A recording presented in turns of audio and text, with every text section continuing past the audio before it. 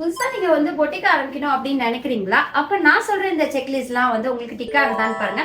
என்னோட பேர் நித்யா. நான் 3 இயர்ஸா வந்து பாத்தீங்கன்னா சாரி பொட்டிக் ரன் பண்ணிட்டு இருக்கேன்.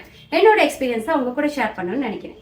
நீங்க ஒரு ஷாப் ஓபன் பண்றீங்கன்னா நம்ம வந்து ஒன்லி ஃபார் வாக்கிங் கஸ்டமர்ஸை மட்டும் ஃபோக்கஸ் பண்ண முடியாதுங்க. நம்ம வந்து ஆன்லைன்லயும் வந்து ஃபோக்கஸ் பண்ணணும்.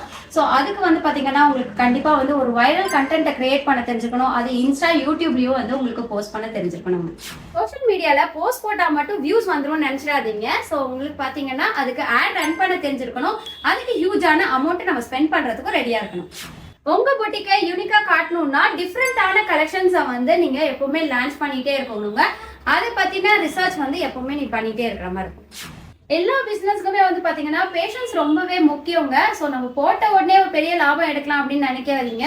ஸோ மினிமம் வந்து பாத்தீங்கன்னா 1000 டேஸ்ல கண்டிப்பா வந்து நமக்கு அப்ஸ் அண்ட் டவுன்ஸ் நிறையவே இருக்குங்க.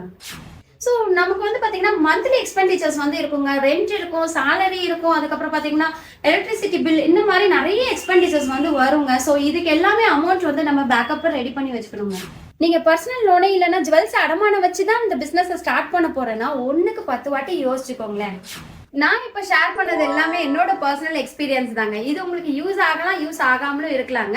யாராவது புதுசாக பொட்டிக் ஓப்பன் பண்ணணும்னு நினச்சிட்டு இருக்காங்கன்னா அவங்களுக்கு இந்த வீடியோவை ஷேர் பண்ணுங்க. கண்டிப்பாக அவங்களுக்கு ஒரு யூஸ்ஃபுல்லாக இருக்கும்.